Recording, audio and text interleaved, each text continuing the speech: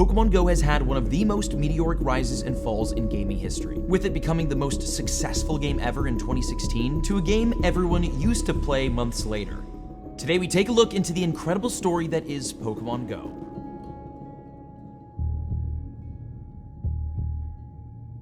If there's one thing we all remember from the summer of 2016, it is the insanity that was Pokémon GO. It's the new national obsession. Or a potentially lethal fad. Pokémon GO. Pokémon GO. Pokemon Go. Pokemon fever is back. 84 in St. Pete right now.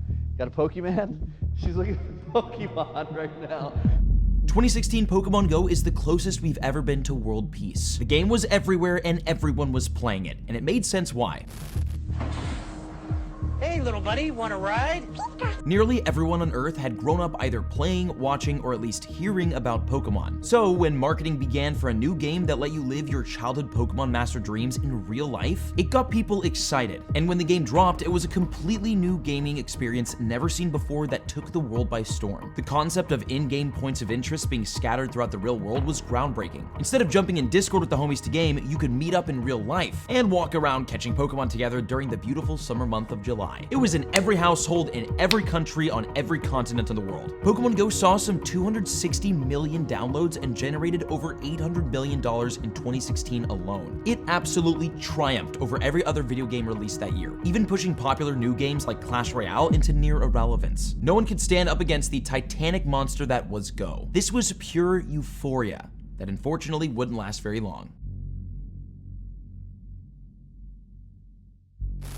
When looking at a Google trend chart of Pokémon GO from 2016 until now, it's obvious when and where the game peaked. But what caused that sharp decline to happen? Was that really Pokémon GO's fault? Or did the game just reach unsustainable levels of virality right off the bat? To figure this out, we have to zoom in a bit and examine the game from the summer of release until the end of 2017. Because during this period, Pokémon GO dropped to its lowest point in the history of the game. Although we all had incredible memories catching Pokémon in real life with our family and friends, there were some serious problems with the game when it first released. The infamous servers or down screen became an internet meme due to how frequently the game went down and players had to wait for it to be fixed, which made sense considering how many people were trying to play the game the first month it was launched. There's no way any developer could have expected that level of explosion and server stress. But there were other major issues that caused players around the world to drop the game as quickly as they picked it up. The in-game Pokemon tracking system was incredibly hard to use and was actually completely removed within the first month of launch, and wouldn't be fixed until 5 months later in November. When looking at the trends graph, most players had already left by then. And even though the concept of the game was groundbreaking,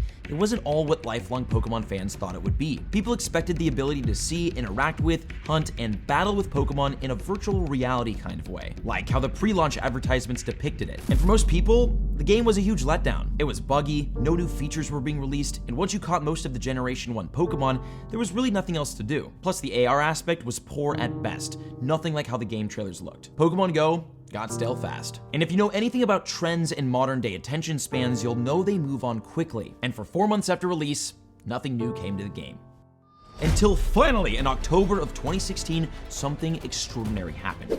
The first ever in-game event. The Halloween event of 2016 was a groundbreaking idea in Pokémon GO. For a certain amount of time, different and rare Pokémon were spawning in the world around you. And as someone who played that event every day, it was incredible. One of my favorite early memories of Pokémon GO. But not even that could bring the hype back for the game, only boosting its popularity a small amount. Although later in the year in December, there was the first ever holiday event that really brought a lot of people back. But again, everyone left after it was over. And in January of 2017, the game felt like it was completely dead. Is Pokémon GO a dead game? Pokemon GO, is it finally dead? Are we at the end of the era? Oh my gosh, that was a fun game while it lasted. Then something mind-blowing happened.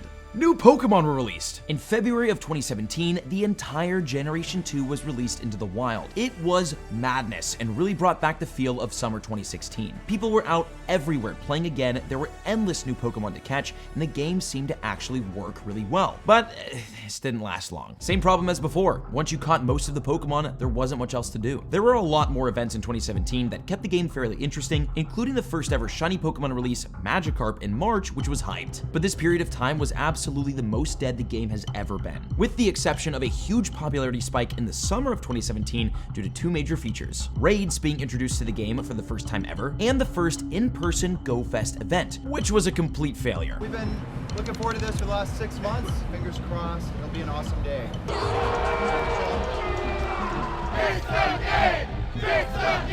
Were there connectivity issues? Absolutely. Were people locked out of the game? Absolutely. We're direct line backstage with the engineering team who's working it, and we'll keep you updated on status. This is a battle from Valor, Jim. I was hoping that this wouldn't have been a problem. They weren't expecting it to be this bad. As you can see behind me, there's still a line to get in, and the game has just been crashing all morning, and people have been frankly pissed. That summer was the last major spike the game would see for years to come.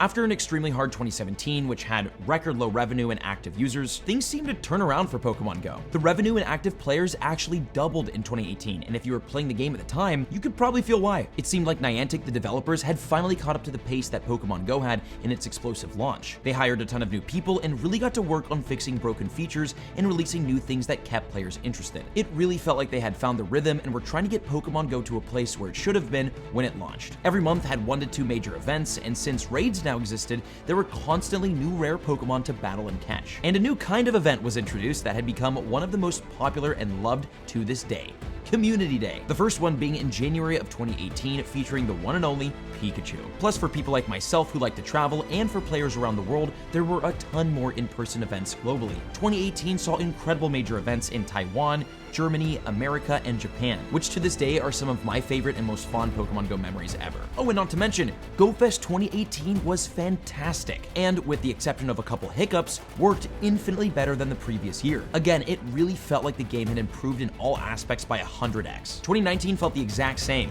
Better, actually. It seemed each month was packed with new Pokemon to catch and events to play. Like the Hoenn Celebration of January, Lunar New Year of February, Equinox of March, the game was on fire and got better and better as the months progressed. For the first time ever, summer 2019 saw 3 different Pokemon Go Fest events instead of the usual one. There was an event in Germany, the US, and Japan, and they were all so much fun to play. Summer 2019 also saw the release of Team Rocket and Shadow Pokemon, which was a huge deal, and to this day is one of the most important features due to the meta relevancy of Shadow Pokemon caught from Team Rocket. September of this year could be considered the greatest month ever of Pokemon Go. Due to challenges players completed at GoFest, there were 3 weeks of incredible Ultra Unlock events. These events featured major features like new shiny legendaries and unknown in raids, incredible hatches, and the release of shiny Mewtwo. And the rest of the year followed suit. Amazing update after amazing update, one after another. Pokemon Go was in the news, players were starting to pick it up again, the game was back. Until the unimaginable happened. We have rang the alarm bell loud and clear. We have therefore made the assessment that COVID-19 can be characterized as a pandemic. I am officially declaring a national emergency.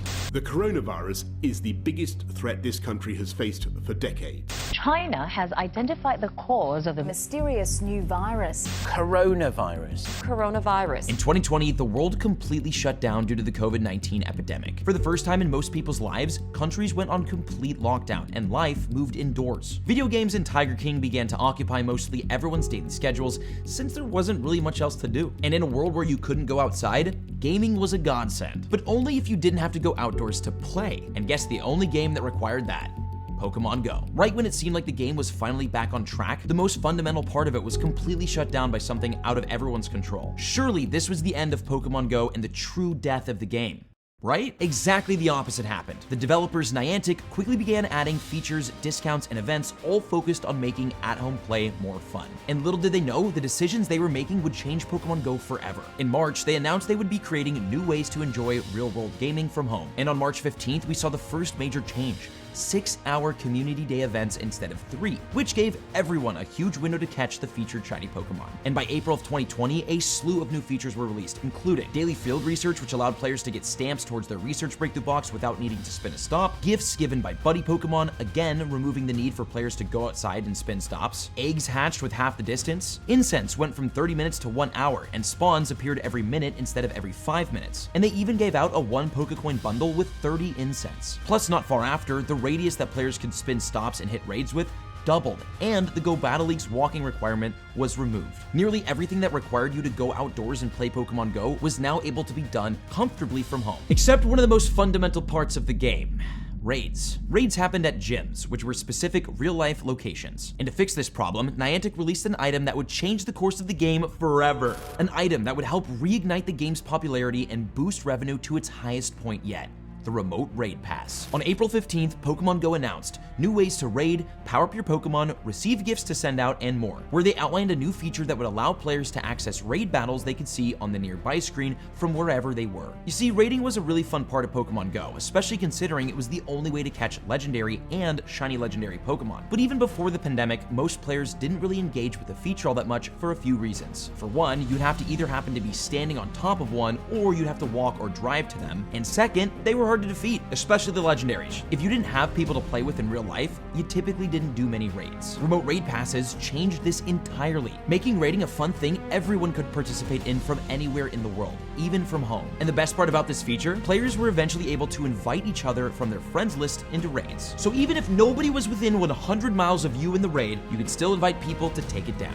Now that the game's features were perfectly pivoted to enable at-home play, Niantic continued to follow up with one amazing decision after another. May was filled with throwback events featuring past generations and incredible raid bosses like Mewtwo, Groudon, and Ho-Oh. June saw the release of Galarian Pokemon, and July had one of the most fundamental adjustments Pokemon GO ever made: Global Go Fest. Pokemon Go Fest events were iconic and set Pokemon Go apart from other games. And since in 2020 we were all locked down, they brought the event to people's homes. And it was glorious! Rotating spawns on the incense and in the wild, incredible new shiny Pokemon, huge raids, boosted shiny odds, and the release of the Shadow, Birds, and Pokemon GO's best Pokemon to date, Shadow Mewtwo. No matter where in the world you were, this event was amazing to play, and everyone walked away with huge wins. And that wasn't all. The month of August became one of the most iconic ever due to the Go Fest Ultra Unlock events, like Dragon Week with Shiny Dino and Rayquaza. Yes, sir! Enigma Week with the release of Shiny Deoxys and several unknown in raids. Yes!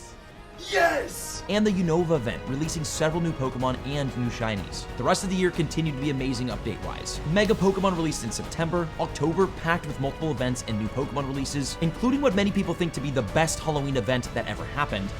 Yes!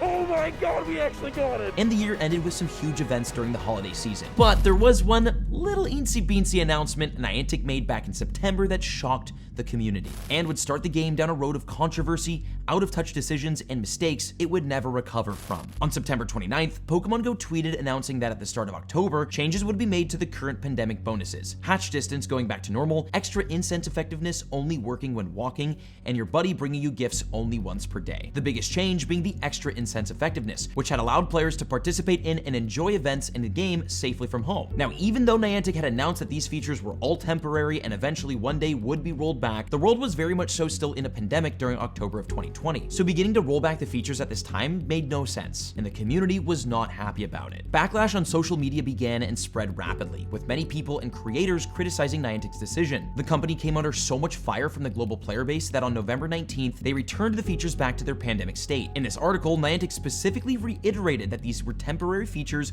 but would stay in the game until at least June of 2021. And although the community was pretty satisfied with this, it left a really sour taste in a lot of people's mouths. Why would Niantic make such an out-of-touch decision after so many months of amazing updates? And this wasn't the only poor decision made this year. In December, there was one little event that went down horrendously with the community, and to all of our surprise, has returned time and time again since: the Galarian Mr. Mime event. This event featured the release of two new Pokemon, Galarian Mr. Mime and Rhyme, along with a new shiny. But in order to play this event and catch these new Pokemon, people had to purchase access to it for $8 USD. This was one of the first major times a new Pokemon had been locked behind a paywall that wasn't just raids or eggs, and was a really weird cash grab considering Niantic had generated a record $1.23 billion in 2020. But everyone sort of brushed this event off and forgot about it kind of quickly. And we were all quickly entertained again moving into 2021, which was the 25th anniversary of Pokemon. This was obviously a big deal, and Pokemon GO celebrated hard. January and February were filled with events featuring and celebrating specific generations, and it all ended with the Kanto Celebration event, which was incredible. The OG 151 Pokemon were all back and in the wild, which gave amazing 2016 feels. And raid battles were stacked, including the legendary birds and Mewtwo. Fun events and good times continued for the next couple of months until June 2021 arrived, the month Niantic said the COVID bonuses would be staying until. By now, players had gotten used to the COVID version of the game and were really enjoying it. Even huge streamers like Ninja and Tim the Tatman were playing or talking about the game on stream. It was in an amazing place and everyone was having fun. With all that considered, would they actually roll back the bonuses? On June 21st, Pokémon GO released an announcement titled Exploration Bonus Updates Coming to Pokémon GO, which was a somewhat misleading title. The article did talk about some new bonuses coming to the game, but the most important part was the rollback of the pandemic features, which they seemingly attempted to sneak by the community, hiding the announcement in this article. There were three major changes they were making. They were reverting the incense back to its pre-pandemic effectiveness of one spawn every 5 minutes while stationary, buddy Pokemon would bring less gifts for people to send, and the Pokestop and Spin Gym interaction radius would be decreased back to their normal size. There was also a small mention of how remote raids would eventually even change in the coming future. As you could imagine, the community erupted. Not only was the pandemic still lingering, but these features had made Pokemon GO an enjoyable and accessible game for all people. Taking them away felt like a massive step backwards. These features belonged in the game, and the community was not quiet about it. Pokemon GO and Niantic trended on Twitter with tens of thousands of tweets protesting this change, and everyone was talking about it on YouTube. For the next month, the entire internet seemed to overflow in support of keeping the bonuses. Niantic couldn't keep quiet for long about this, and on August 5th, they released a statement addressing the community, basically saying that they had heard the community loud and clear and would be returning on September 1st with a decision on how they were going to proceed. This entire situation put a huge damper on the mood of Pokemon GO during the usually exciting summer months, which made for a really weird Go Fest season. But there was still a global event for that in July, which had one of the coolest features ever. Day 2 of Go Fest had every single legendary that had ever been released back in the raids, which was epic. Then the wait for September began. What would they do? The first of the month came, and with it, an announcement released, titled What We Heard, an update from our task force, where Niantic outlined the official changes they were gonna make. In an attempt to please the community and also continue to move the game away from at-home play, Pokemon GO chose to keep the double player radius at the new 80 meters. Specific bonuses that were COVID related would be tied to seasonal bonuses, which rotated every 3 months, and they vowed to have better communication with their community. They stated two major things on that front, which are important to remember for later. They would begin publishing a bi-monthly developer diary outlining updates and development decisions, and they'd set up regular conversations with community leaders to not lose touch with the community. Outrage over other changes somewhat continued, but the community as a whole seemed fairly satisfied with this compromise, and life and Pokemon GO moved on. After this all though, the community just didn't feel the same. Lots of players and creators quit due to Niantic's stressful and poor decision making, and the overall sentiment was pretty negative. And the year ended on a super underwhelming New Year's event that essentially copied the same Pokemon and costumes as the year before. Not the way we wanted to end the year. But the start of 2022 saw a ton of fun events, including the Johto Tour, which was an incredible event for shiny hunting and featured gameplay for free-to-play people as well. Also in April, the Mega Evolution system saw a complete rework that did wonders for the game. Mega Pokemon now had levels that, when improved, gave amazing bonuses. This feature change has made Mega Pokemon some of the most meta-relevant things in the entire game since. 2022 was also the first year back to in-person Go Fest events, and they were amazing. And this year also kept the global Go Fest event for everyone to enjoy around the world, which didn't exist pre-COVID. Although the event was pretty underwhelming compared to the last 2 years, players were still super happy to see the global Go Fest events were here to stay. And there were several honestly very cool features released to incentivize more outside in the real world play, including the daily incense that could spawn the Galarian legendary birds, and the elite raid feature, which were special and exclusive raids that could only be completed in person. In-person Safari Zone events also made their return, and we had an insane time in Singapore, which was one of my favorite events I've experienced in years. 2022 was going great, until an event rolled out that seemed to disrupt the good vibes. The Mythical Blade event would live in December of 2022, which featured the release of the new mythical Pokemon, Keldeo. Only if you wanted to pay $8 for it. Just like with the controversial Galarian Mr. Mime event, Pokemon GO had locked a new exclusive Pokemon directly behind a paywall. Players were a bit frustrated, and it wasn't the end to the year many wanted. And that brings us to now. Pokemon GO in 2023 is a completely different game from what it was back in 2016, and also a much different game than 2020. Right now seems to be a big tipping point for the game, and as of lately, it doesn't seem to be tipping in the right direction. You see, Niantic's company mission is all about getting people outside into the real world, and although the pandemic bonuses made the game infinitely better for players, it went directly against Niantic's core mission. Since the pandemic, all the attempts they've made to revert the game back to a more outdoor-focused one have been poorly received, and 2023 was about to see the worst of it all. The yearly tour event was announced to not be just one, but 2 events this year. A global tour event like always, but this year it was free. And also for the first time ever, there would be an in-person Hoenn tour event, similar to the Go Fests or Safari Zones. But some verbiage in the fine print of the announcement made players globally concerned. If you play in the in-person event, you're gonna have increased shiny rate catching these Pokemon. Doesn't say anything about the global event having shiny boosts. This is looking really bad. And unfortunately for them, their fears would come true. The Hoenn Tour announcement stated that shiny rates would be boosted at the in-person Las Vegas event, which implied the global shiny rates would not be as boosted as the tour events in prior years. The past tour events being some of the best and most fun in Pokemon Go history. And once the Hoenn Tour event came, that is exactly what happened. Shiny rates in Las Vegas were fantastic and the event was amazing, but global rates were fairly poor, which turned a once incredible event experience into a fairly mediocre one for most players. And this wasn't the worst of it. About a month ago, following the Pokemon Go Las Vegas Hoenn Tour, Pokemon Go accidentally updated the remote raid description in-game, which lit the community on fire. There were nearly riots over this change, but rightfully so. They quickly reverted that change and we've heard nothing from Niantic about it. On March 30th, Pokemon Go released an announcement titled Updates to Pokemon Go's Remote Raids. This announcement would outline the biggest nerf to Pokemon Go's most popular feature, remote raids. Remote raids would have their price doubled and players would only be able to use 5 per day. As you can imagine, the community erupted once again in outrage against this absurd change. But this time, Niantic stayed completely quiet and ignored everything. April 6th came and the update went into effect with no acknowledgement to the community or words on the change. They ignored every bit of feedback from everyone, including community leaders and creators, and pushed this change through anyways. Remember back in 2021 how they stated they were committing to better communication with their player base? That couldn't have been further from the truth. And after this update, Pokemon Go simply seemed to fall apart. Announcements would constantly have the wrong information, the Elite Raid feature completely broke, and most events became extremely hatch-focused. Since remote raids were nerfed and most people stopped using them, and playing the game entirely, Niantic had to make back the lost profits somehow, and decided to revert to their old pre-COVID ways, which included locking exclusive and exciting Pokemon in the eggs that players would have to spend to hatch. Eggs, by the way, are probably Pokemon Go's biggest scam, comparable to loot boxes, where you spend money to open them and have no guarantee on what you'll get. And this was most evident during the recent Instinctive Hero event, which featured the release of a new hyped Pokemon, Larvesta. But the only way to get it was by hatching. And after the event already went live, Pokemon Go updated the original event announcement to more accurately describe how impossibly rare Larvesta was to get.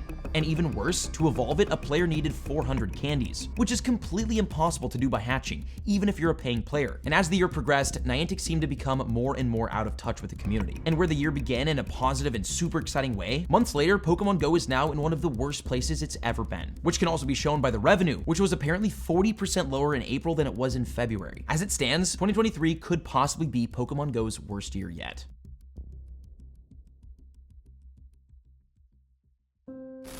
What's in store for the future of Pokemon Go is completely unknown. It all depends on how Niantic wants to take this game, stick to their company mission of outdoor exploration, or adapt the game to a global and changing community. If they want to continue to completely ignore their community and user base, or take in feedback and improve the game. Inevitably, Pokemon Go will either evolve and continue to be great, or fade into irrelevance into something we all used to play. Only time and the developers Niantic will tell.